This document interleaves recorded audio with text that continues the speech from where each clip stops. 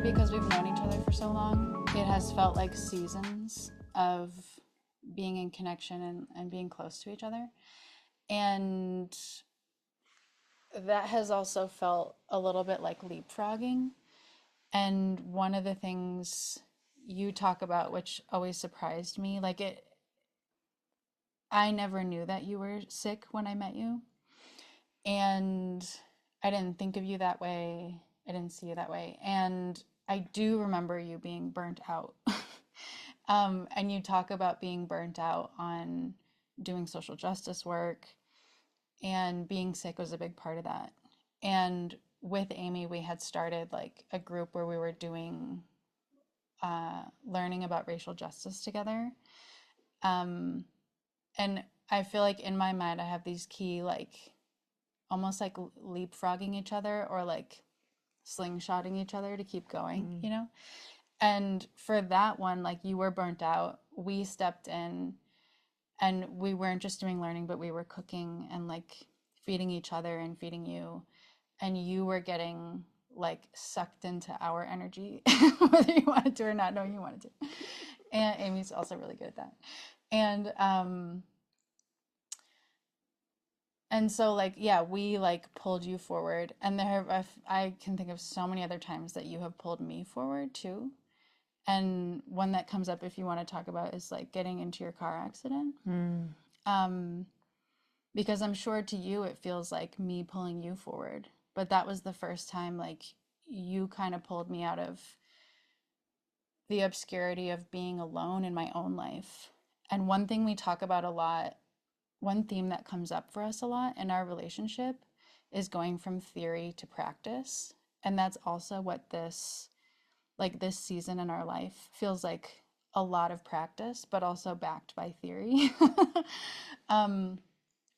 And during that time, I was doing so much learning. I was unemployed, and my whole career path was changing, and I didn't know why. And I was trying to make it stop and go back to how it was. Um, and I was doing so much reading and learning by myself in a way that feels almost like, I always talk about it as like devouring information, just like eating it up, taking it in, and not really processing it. And also reading about theoretical people that I had no relationship with. I couldn't like reach out for them and touch them physically. I remember like one mentor at the time from Holistic Resistance said a book doesn't have a heartbeat. And I had a lot of heartbeatless books piling up in front of me that I had read. But it was only because you reached out to me. That must have been 2019. Yeah. It was only because you reached out and you said, I need help, that totally changed my life.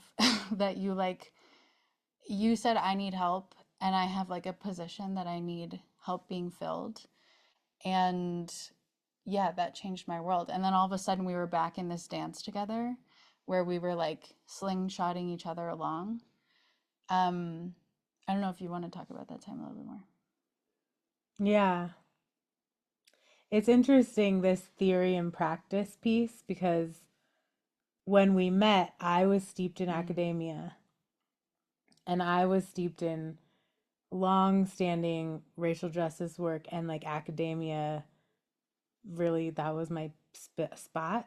And I remember when we were talking about like what do we want our group to be. Before that, we'd done a Brene Brown like vulnerability group together, and that was nice, before Beth joined. And Amy said she wanted to do something about white supremacy. And at this, like, I had this dual feeling, because part of me was like, are you kidding? I am so tired. Like, I am so burnt out. I've been sledging this torch around and I can't carry it anymore. But then she was saying, no, I'm carrying it. And I was like, wait, what? You're going to carry it?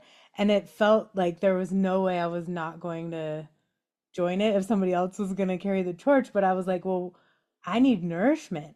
At that point, I have had horrible stomach and food and sickness issues since I was young. And eating has been a challenge. Like, what can I eat that won't make me sick? What can I eat that has good the textures I can tolerate? Like, there's a lot of things about eating. And so we came up with this idea. I think it was not my idea, but that we could do both. We could feed each other and make meals and meal plan, like have little Tupperwares that we would take, and we could do the white supremacy work. And I was like, oh shit. And that was really the beginning for me of realizing that the nourishment has to be there. Like, that's really important. And at that point, I brought Beth into academia, and Beth was getting rejected and rejected and rejected for grad school, like I did unbelievable. And not I know was what was just like, what happening. the hell is Yeah, going yeah. on? And then I had this vision, which happens to me sometimes, and like, it was like a movie screen, or, when there's movies, like the pictures that all come together, like those, I don't know how to describe it, but you know what I mean? Like, it's like all these like still images that all come together, and I just had this whole vision of Beth's future, and it just like popped in, and it was so clear, and it was amazing because it required going through a lot of back doors and side alleyways and tunnels, because the front door of academia wasn't working, and also wasn't the space Hmm. that Beth is meant to be in, as I believe it. Like, you have a backdoor alleyway part of academia that doesn't enter through the Hmm. traditional ways. And partly, I think this is part of neurodivergence and disability and some magic, and my parents being magical, and lots of things where I'm really good at back doors and side doors and like figuring other ways of doing things. And so, especially when it's for other people, so I was like, oh, we got this, like, here we go. So I like brought you into academia and helped pave PhD and all this stuff. Meanwhile, I get in a horrible car accident. And the first person I think to call is Beth to come get me, which is noticeable. And then my brain doesn't work anymore. I can't read, I can't see, I can't work. Like, I am down for the count. And I was sick before that with Lyme disease and other things, but this was just like a full stop. I got rear-ended in a full stop, and then it was just like world stopping. And so like, my confidence in academic spaces and in even just reading or comprehending went down to the tubes. And my dreams of getting a PhD, gone, still gone, but I kind of don't want it anymore because you have it. So I'm like, you can Saying do that the part. ugly also, yeah. Because like maybe we Yeah. don't all need that. But at that, like, then we totally like role reversed. And then Beth was telling me like, okay, like, you can still learn stuff, and I'm like, no, I can't do this. And it's been so many years of me, like, at one point Beth was like, maybe you can try this class on disability. I tried it, no way. Like, it was a bunch of freaking papers that I couldn't read. It was not accessible for what I needed, even though it was about disability. And Beth has been so diligent about saying like, no, you can still participate in this work, and you can still inform it and understand it, but we need to find ways that you can. And so Beth like has like annotated papers for me with like comments, which sort of works, but then she has to talk it through me. And then she started voice memoing me and transcribing so I could listen and see her summary of these papers that I couldn't digest. And then we're able to like dialogue with them and be with them, especially about eugenics and the ugly laws and queer criminality and all this stuff that feels like it's directly informing my present day reality. I want to know that stuff, but like, I don't know how to ingest it. And Beth has been so amazing at helping me keep trying and finding that there are ways. At the beginning of this season of being close to each other, uh, I I was also making like Baroque PowerPoint Oh presentations yeah. for you, Yeah.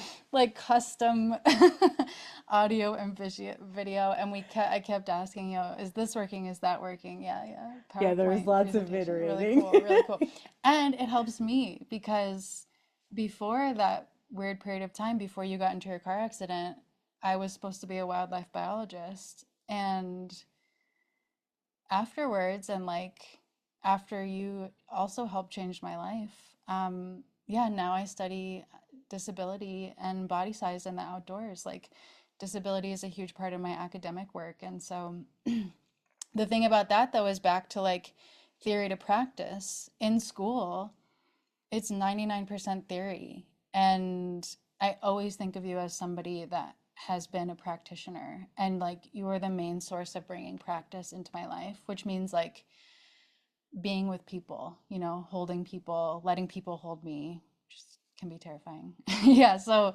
um it's always like the back and forth, the give and the take. So even in that moment where you're like, you're giving me all these things, like not only is it helping me reiterate the scholarship that I need to know, but then we're taking that and we're putting it into practice. Yeah. Through your CareWeb and your connections and your community, which has also become a big part of my community. Mhm. And between each other, of course, between each other, you know?